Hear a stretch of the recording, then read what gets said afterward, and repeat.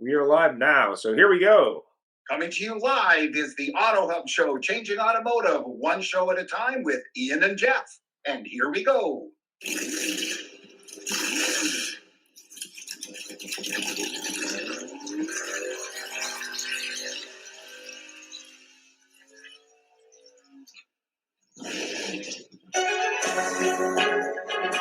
Who said you can't teach an old dog new tricks? Hi, I'm Gail Rubenstein, the founder and CEO of a company called Retail Resilient, social selling for the car industry. And we help auto dealers, auto agencies, and vendors in the auto industry sell more cars, service more cars, and make more money using our social selling strategy.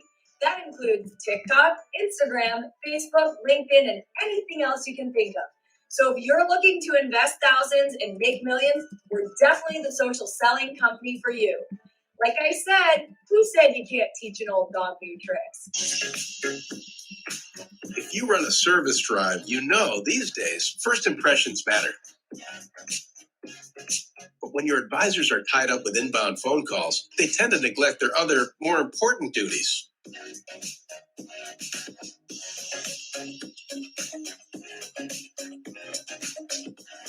And did you know 75% of all service calls are frequently asked questions and routine requests? Still, the average dealer misses up to 30% of inbound calls, adding up to a ton of missed service opportunity and increased customer churn. 68% of callers actually go elsewhere if they can't get through, which means you could be losing $60,000 to $70,000 every month in service revenue simply from missing calls. So who will pick up?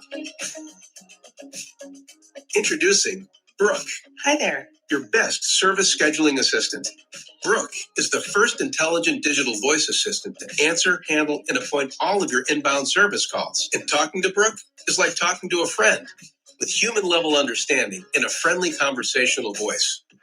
Her conversational intelligence is built on millions of actual service industry conversations. Book with Brooke today.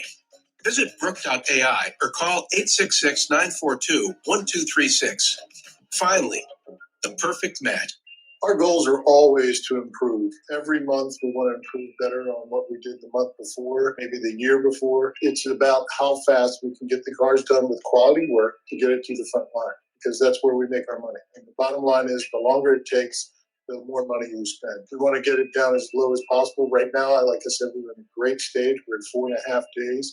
In recon, we want to know how quickly we can get the cars out of the recon process and to the front line. The average days in recon and then the time to line are the most important thing to do. I'm Mike Burrell, I'm Service Director at JM Lexus.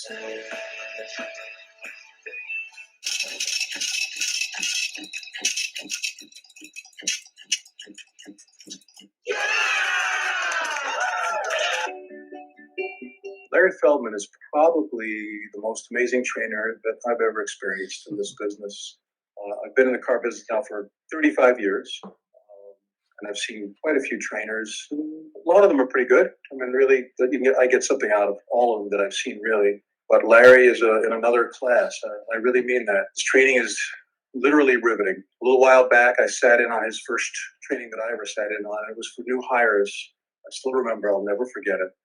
About 25 people in the room who had never sold cars before. After 2 hours, I raised my hand. Larry stopped what he's doing and said, yes. And I said, maybe we should take a break. And literally, I'll never forget it. All 25 people turned around, looked at me, and went, well, okay. And he kept going for another 2 hours. Since then, I've seen a few other of his trainings. I've hired people out of his classes. All I can say is, you got to give him a try. Welcome and good morning or good afternoon, depending on where you are in North America. Just so that you know, we have a special interview today from Nico, and he's from Blackberry, if you're familiar with the brand. We're going to be talking a little bit about Automotive and Blackberry, if you're not familiar, but also we're going to get more information about what's going on with the future of Automotive, specifically on the technology front, being that Blackberry is a technology company. You maybe remember them years ago when they had a phone with a very secure keyboard, Curie keyboard, I believe it was.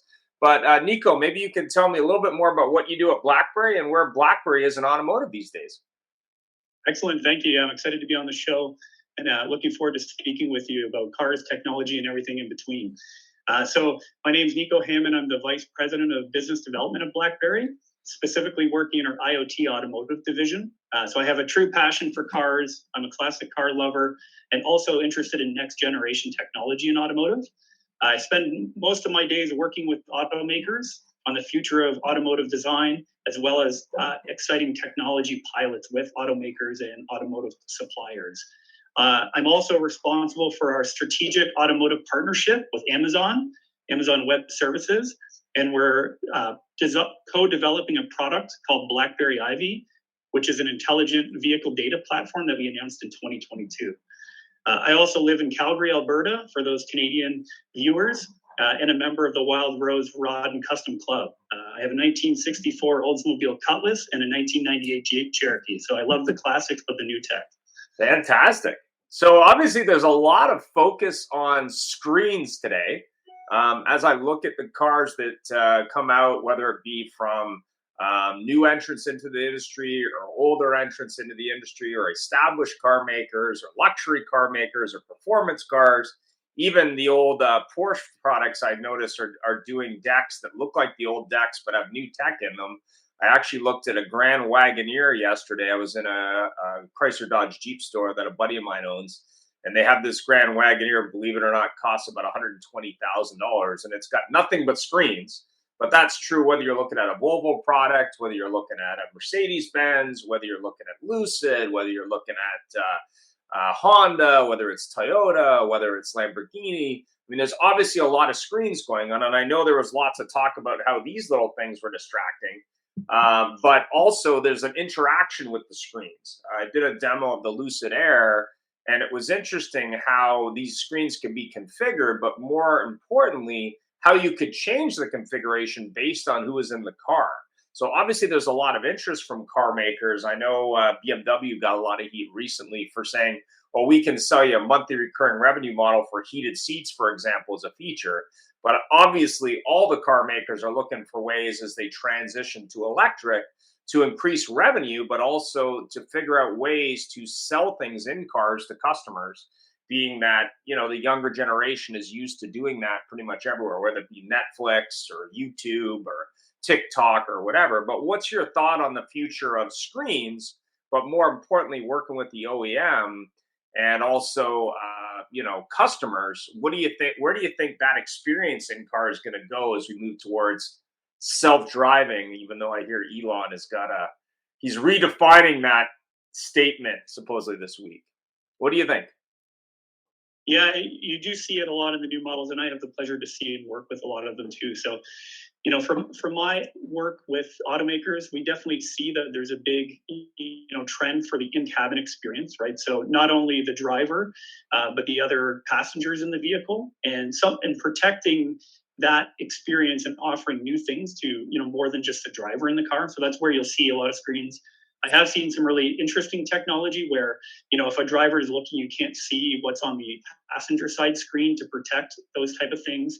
I think it's a bit of a balance, and that's where we come in on some things as well, as to ensure that the safety of the systems and the safety is never compromised. So automotive software is a complex thing, and what we see is how do you enrich the experience in the vehicle, but how do you also not compromise safety? So one thing we do, and I guess to go back to your point a little bit on kind of Blackberry and our legacy, is in security and safety. And especially when it looks at Blackberry QNX, which is our automotive software division, we're embedded in over 215 million vehicles and a leading provider of that safety certified software to automakers and suppliers. So this covers a broad range, things like you talked about, the heads up display or the clusters in the vehicles, everything from the core operating system, advanced drivers assistance systems, as well as acoustics. So it's a fine balance. We cover the whole vehicle, and we're there to support what the automaker's vision is, as well as making sure that we don't compromise any of the safety. So that part of it. And then, as they're looking to define themselves, kind of as you mentioned, of especially in the EV space, how are they looking to offer things that are fresh to the consumer, right? So how does it know a little bit more about who you are and actually help you drive? So what, some we see is, especially in the EV space, a lot of the concerns today, infrastructure was previously, that's getting better, I believe, in some parts of the world, as well as range. So what we're looking at doing, and one specific thing that's very interesting there, is how do you know how someone's driving to give a personalized range for what your battery is, as well as make recommendations to the driver to help extend that range and have a better in-vehicle experience. So it's finding a balance of kind of the consumer side of it versus how does it actually help you as functionality from your day-to-day and as a consumer and a driver or others in the vehicle.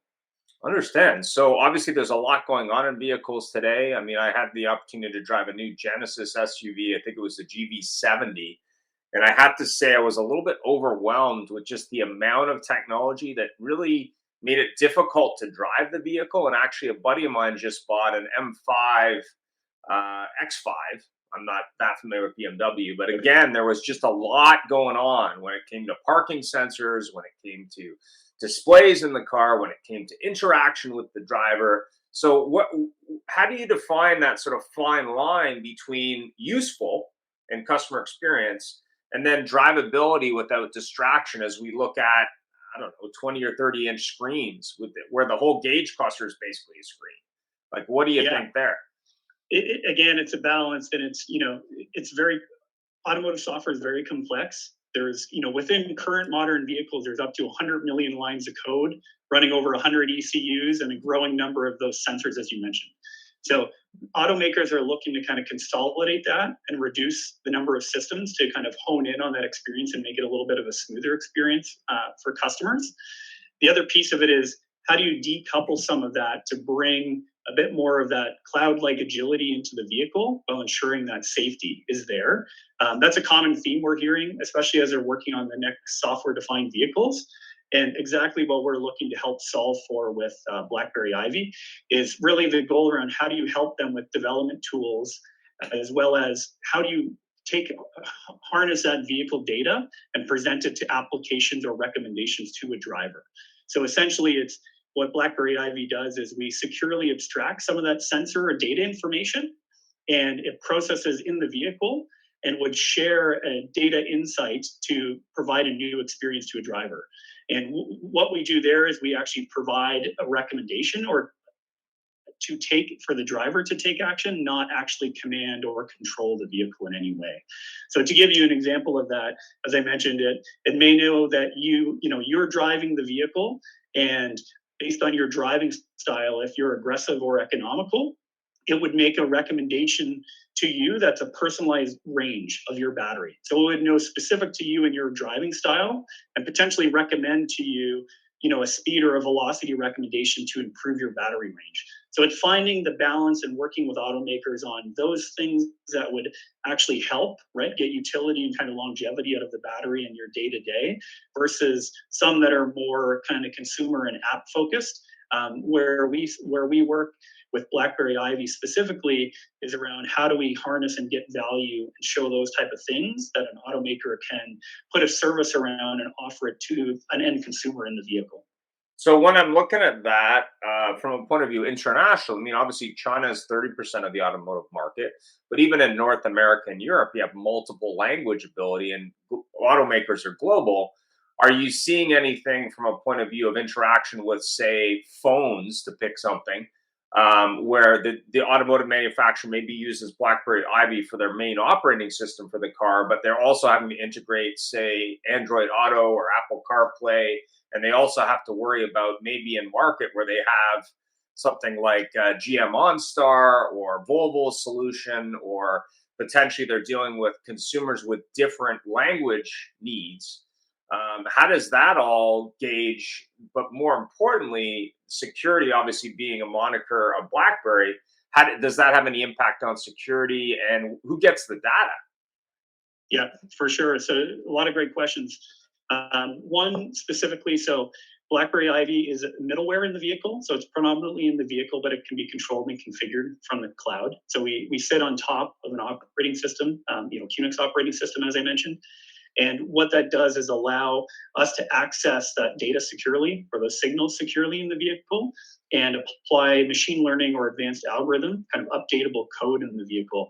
We work and it complements things like, Android or Apple technology.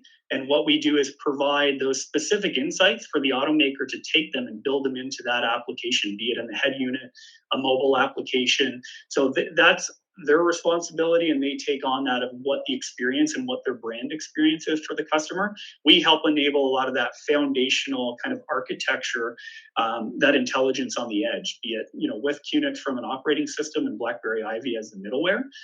So that's one piece. We do actually have seen, a high demand for China. We have Blackberry QNX as well as Ivy have active pilots and business in China, and it's very exciting. It's a very fast-paced moving market, and we have a number of pilots there where they're looking at, getting some intelligence from battery management systems, or how do you manage, compute power or the actual power in electric vehicles. So there's a lot of cool things and a lot of cool innovation happening on that front. But as you mentioned too, the last part of the question was, as that complexity grows, so does the need for that safety and security, right? So be it, securing from edge, like the in-vehicle part of it, or even on the cloud and automotive. How do you do that to prevent cyber attacks? And, similar that I talked about the safety side with vehicles for Blackberry QNX. Blackberry has a rich history in security as well. It's in our DNA. And we work very closely. We have professional services teams that work with the automakers as well as our partners to build security into those architectures. So those, software-defined vehicle architectures from day one, as well as how we help them address any vulnerabilities. We've demonstrated a few things there where you can actually show how you prevent any intrusion detection from machine learning in a vehicle that would prevent malware from happening. We are also, with Blackberry Ivy, we're working with a very forward-thinking partner, Car IQ, and who has a secure payment solution, and we're deploying that in the vehicle, directly in the vehicle, so that it would actually protect and verify who the owner of the vehicle is and protect against payment fraud. So we're looking at ways of how you get smarter and apply technology actually in the vehicle to reduce the risk of data having to leave the vehicle. So everything processes directly in the car, in the vehicle, and stays in the vehicle if they choose. So it provides a lot of flexibility and control to the automaker and gives some security and well-being back to the consumer, because then they know their data is not leaving the vehicle. It's there to help them and help what they need to do with the vehicle in their day-to-day. So, what's the biggest, challenge or problem or concern as we move forward into that electric or multi-choice future from a software point of view? From a software point of view? Yeah, it's interesting. It's, as I mentioned, where, the complexity, a lot of automakers right now are looking to consolidate that compute, reduce the number of those disparate systems. And it's, we get asked, how can we help? It's a common theme we hear from automakers and partners to support the next generation of their software-defined vehicle. And that's exactly what we're looking to do with Blackberry QNX and Ivy. So how do we reduce some of their software development time to accelerate time to market, but make sure that it's safe and secure? And the way we do that is, ensuring that it doesn't compromise the safety of those systems, but provide some of that innovation for consumers. And we like to call it, that the foundational architecture, all the way from the lowest level, kernel in the vehicle, all the way up to the cloud, to ensure that's there and that they have confidence in that. and what about the future as we look at ownership term of cars? We're looking at 5 to 7 years being historic in North America, but as we look into electric cars and that cost of vehicles obviously increasing, we're probably looking at a car that's going to be on the road somewhere between 7 and maybe as long as 15 years. Is that a concern in terms of updating that software as things get more complex, kind of similar to a phone as it slows down over time? What's your thought there as sort of a customer, multiple customers may own a car for 15 years, for example? Yeah, great question. And we do see that a lot when we're working with automakers on, how do we keep the experience fresh in the vehicle? How do we have the technology fresh? Historically, you've seen it would take, a design cycle from a specific vehicle model roughly 3 to 4 years to see something new. That's changing, right? There's new players, and the traditional automakers have made great strides there. One thing that we see is, as part of the software-defined vehicle, is how do you bring that agility, like I talked about, from the cloud into the vehicle? And what we see there is, so it's a bit more of a modular architecture. And where Blackberry Ivy helps is we're looking to, throughout the life cycle of the vehicle, so day one of production or 5 years down the road, you can provide new experiences because you can send new code through an OTA over the air system where it would update the vehicle and provide that new experience. So you could send a new algorithm or a machine learning model to the vehicle that can now read any of those, updated sensors or virtual sensors, and then provide that new experience as a service to a customer. So it's really interesting because what we see is, automakers to an extent have a good view of what the world looks like in the next few years, but as you get out to that 5 to 8 year mark, there's a lot of flexibility of what a driving application or an in-vehicle experience will look like, and it provides flexibility as they design that and build what they want or what consumers demand into the actual technology stack. So I think that's kind of the coolest thing when you look at it is, you put the foundation in, but it's updatable and refreshable throughout the whole life cycle of that car as it's growing.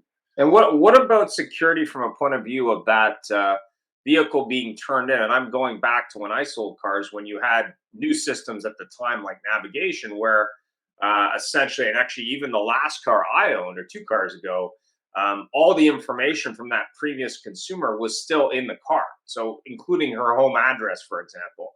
I mean, are you working with automotive manufacturers to maybe make it easier for dealers to erase that information when a car is trained in, or reset it, so that way the security of that information is eliminated moving forward? I mean, is there any discussion there at all? Yeah, specifically from the Blackberry Ivy side, we haven't had direct discussions with automakers on that. But where it does come into play, is we do see things getting built into specific, resale value time, right? If it's, a subscription to a music streaming service, or, a second life battery certificate. So specifically what you're buying, what is on that EV battery and the life of it. We're looking at with Blackberry Ivy around, understanding what you can do to maximize the life of the battery. And more importantly, when we talked about kind of data privacy of, a resale vehicle, one thing that Blackberry Ivy does, as I mentioned, is, what we do is we process the data in the vehicle real time to actually take an action real time if a driver wants to take that action. It doesn't need to leave the vehicle, and it's not thereafter. So you can have kind of, assurance that it's not something that will remain around after, unless, that's something you choose or an automaker chooses to do. So I think, automakers are probably working on that, especially as you mentioned, as the vehicle life cycle and multiple ownership takes into account. And then what would be your competitive advantage versus the other software developers or software companies or technology companies in the space that you compete with from an OEM point of view and from a customer point of view, in your opinion? Yeah, so we positioned and designed Blackberry Ivy to be to not create any vendor lock-in from technology. So it's multi-OS operating system we work on, as well as multiple clouds. And we did that for a specific reason, because we want to complement what the automakers are building, so that it plugs in, and we help with that middleware and some of the foundational architecture where they can use it and augment what they're doing, and how their developers can have tools to make things easier, like deploy machine learning into a vehicle or get those richer insights. So we see that as something of we made a design decision, as well as we're developing Blackberry Ivy, to make sure that that flexibility and complementary piece is there. We're also working with automakers to bring in, how much of a third-party technology support providers that they want to use as part of that ecosystem. So we're working with, one that I mentioned, which was Car IQ. Another one is Electra Vehicles, who has some very impressive machine learning technology around electric vehicles and battery management, and the automakers can choose to bring those partners into their solution. So we give them kind of control of the software stack, and they can complement and build on top of it. So hopefully that gives you a little bit of a view of the space and kind of what we're working towards. And as we move, thanks for that. And as we move into VR and Web 3.0 and virtual driving and home driving, self-driving, all this stuff, where do you see automotive software in 5 to 10 years? Like, where do you see that future in a car experience? What do you think? Yeah, it's a balancing. It's You're breaking up. I think I might have lost him. Go ahead. Go ahead. I think I got you at. Go ahead. Sorry about that. Yeah, we see a lot of plans to get that in place for 2030, and I think it's still a long road and a balance. So it's making sure that they work foundationally with those autonomous systems and the next generation of the vehicles from a safety perspective. And a lot of that takes from testing data and having that safety and confidence. The in-vehicle side, I think, will definitely be interested because you'll see different things of where you can nod your head to point to a parking space, or what scene or object detection you see on the road and how that can trigger an event. So there's a lot of things that automakers are looking at and trying to solve for. And I think that's a little bit of a longer road, but they're making investment in innovation and technology to try and make that a bit more of a reality in the next 10 years. Well, I appreciate that. I mean, obviously, there's a new company, I don't know if you're familiar with them, called the Jetsons, and there's another company that just launched that has a car that drives and flies. So we may finally see flying cars. But I appreciate you taking the time today to be on the AutoHub show and to share some details on Blackberry and what you're up to. Where can people get information, whether it be OEM or other, about Blackberry and the services you offer? Yeah, excellent. So blackberry.com, we have on our products page, you'll see Blackberry Ivy or Blackberry QNX for our automotive suite of products. As well, you can reach out to myself. I can provide my email address, or on LinkedIn, Nico Hammond. Be happy to, as I mentioned, kind of spend my day working with automakers and partners, and love the discussion. So if anyone would like to have a follow-on discussion, I'm happy to do so. Thanks very much for taking the time. I appreciate it. And if you're not listening live, this audio version will be available shortly. And of course, it's a streaming episode, so we will have it available on our website and wherever you get the AutoHub show content. If you are going to be live in San Diego next month, Jeff and I will be live at the show. Jeff couldn't make it today, unfortunately. And we will be interviewing automotive professionals from all over North America live at the show. But more importantly, we'll be doing our patented ambush interviews live. So if you're going to be in San Diego next month, feel free to stop by. And of course, definitely check out Blackberry, changing automotive one car at a time. Thanks very much. Have a great day. Thank you. Thanks for joining us. It was a great show, and follow us anywhere you would like on your favorite podcast, on Facebook, on LinkedIn, and of course on our YouTube, or subscribe to our own channel.